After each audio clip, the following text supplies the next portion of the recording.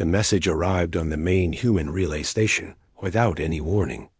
It came as a soft signal, almost too faint to notice.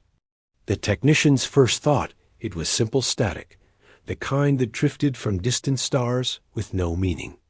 But when the scanner cleaned the noise, a single voice appeared. It was gentle, calm, and filled with a strange kind of sorrow. It spoke in a language that humans had never heard spoken aloud, yet the translator recognized it at once because the voice requested a human channel.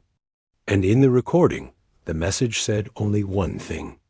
"Do you remember me? I am the disabled alien princess you once promised to remain with."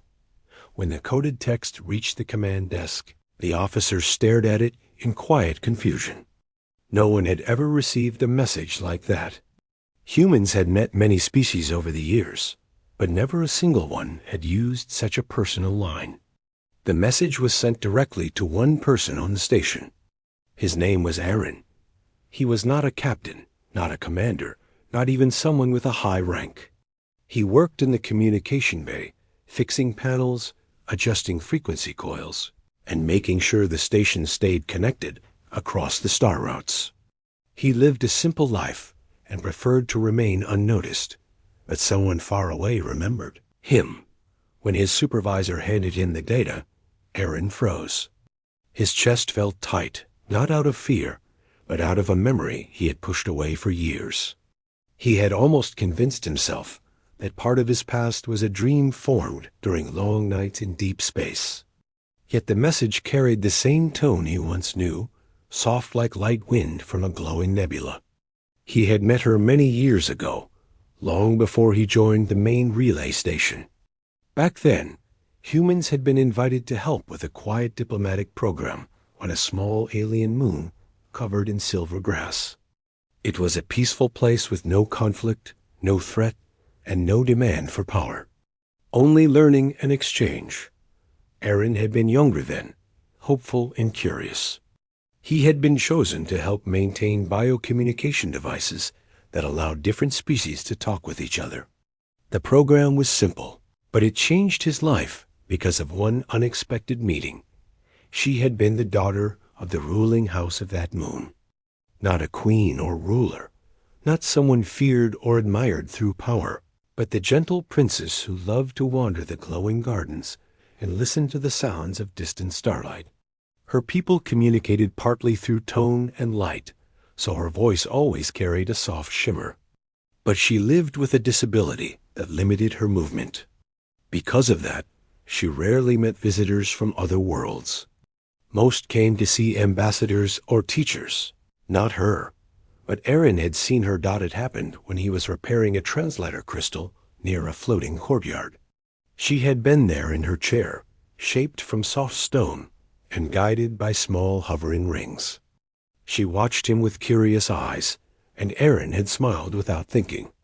That single smile had started a long conversation that lasted many days. She asked about Earth, about oceans, about birds that could fly without engines. She wanted to know how humans dreamed and why they laughed so easily. Aaron learned her language slowly, one soft sound at a time, and she found joy in teaching him dot. Their friendship grew in a quiet and natural way. She trusted him because he never looked at her with pity. Aaron saw strength in her, not weakness. She loved stories, and he loved telling them. She spoke about her moon and the glowing rivers that flowed under crystal bridges. She shared how her people could feel emotional tones through the air. Aaron felt at peace whenever she was near because her presence made the world gentler. On his last night on the moon, when he learned he had to leave for another assignment, she had looked at him with worry. She asked if he would remember her. Aaron told her he would. She asked if he would remain connected to her world. He promised he would. But the universe changed faster than he expected. A political shift closed the program.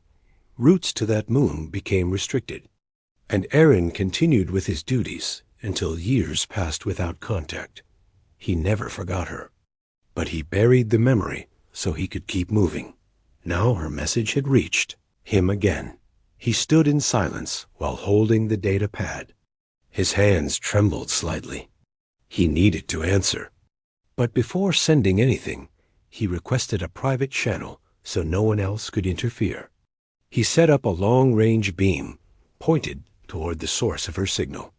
It came from a drifting vessel far outside the main routes, almost at the edge of mapped space. No escort, no identification, no sign of her people. It worried him, but he pushed aside his fear. He recorded a simple reply, "I remember you. Where are you?" The moment he sent it, he felt as if a weight lifted from his chest. He waited for several minutes, staring at the blinking light that showed the message was traveling through deep space. Then the receiver lit up again with a soft tone. Her voice came through, weaker than before, but still filled with that same familiar gentleness. She said she had escaped from her home after a sudden shift in leadership caused major restrictions on communication and freedom. Her disability made movement on the moon more difficult since most systems were updated without considering her needs. She had been isolated for a long time, but she remembered the human who once listened to her. She remembered his promise. When she found an old long-range device left from the diplomatic program, she used it to send one single message through the stars. She feared it would never reach him. Yet it did. Erin listened with a tight throat. She needed help. She needed someone to reach her. The station commander would never approve a personal mission across uncharted space. It was too far, too risky. But Erin did not hesitate. Some promises must be kept even when the world tries to erase them. Later that night, when most of the station lights were dim, he prepared one of the small patrol ships. He logged a standard maintenance route, which allowed him to leave without raising suspicion. The ship was not made for long travel, but he knew how to make it work. As he moved through space, he replayed her message again and again. Each time he heard her voice, his resolve grew stronger. The journey took several days. He passed empty stretches of space where light barely reached. He crossed silent dust clouds and regions filled with drifting fragments from ancient worlds. During long waits near gravitational fields, he remembered their conversations. He remembered how she laughed softly when he mispronounced her words. He remembered how she told him his presence made her feel less alone. And now she was alone again, waiting for someone who would come. On the 5th day, his scanner picked up a faint signature. It matched the origin of her signal. As he approached, he saw a small vessel shaped like a curved leaf, glowing faintly with pale blue lights. It drifted without proper guidance, but the energy readings showed someone was alive inside. When he sent a request, the door opened slowly. Inside, the air was filled with a soft shimmer of light. She was there in her chair, still graceful, even in exhaustion. Her form looked fragile, but her eyes lit up when she saw him step inside. Erin felt something warm spread through him. She smiled with the same gentle glow he remembered. She said she knew he would come. She said she trusted in the promise he made long ago. Erin walked closer and knelt beside her chair, speaking in her language as best as he could. He told her she was safe now. He told her he would take her to a place where she could live freely without isolation. She reached out with a trembling hand, and he held it with steady warmth. They spent several hours talking while he checked the systems of her vessel. The power source was failing. The life support was weak. She had traveled far with limited ability to control the ship. Erin guided her onto his patrol craft, securing her chair near the main console. She watched the stars with a look of relief. For the first time in many cycles, she felt hope. During the journey back, they shared stories again. She told him about the changes on her moon, how political pressure had grown, how her disability made her situation harder, and how she had waited for someone who would help her escape that isolation. Erin listened with steady compassion. He told her about Earth, about the progress humans had made. and about how he continued to remember her even when he had no way to reach her, their connection felt even stronger than before. There was no rush, no fear, no demand between them. Only the quiet truth that some bonds formed across worlds cannot fade. When they approached human space, Aaron requested emergency medical support, explaining that he had found an individual in need of help. The crew welcomed her with care, respecting her origins and needs. She was given a room with soft lighting so her species could rest comfortably. During the following days, Aaron visited her whenever he could.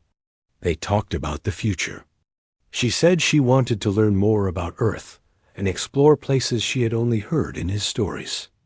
Aaron promised he would help her as long as she needed. She looked at him with gratitude, and he felt that same warmth he felt years ago. Time passed gently. She recovered her strength, and the station adapted equipment to support her mobility. She began to communicate with different scientists and cultural specialists. Many were surprised by her intelligence and insight. Her presence opened new paths for peaceful cooperation between humans and her people. Even though she chose not to return to her original home, Aaron continued to stand by her side. Their friendship deepened, but it was calm and steady, not rushed or forced. She trusted him because he kept his promise.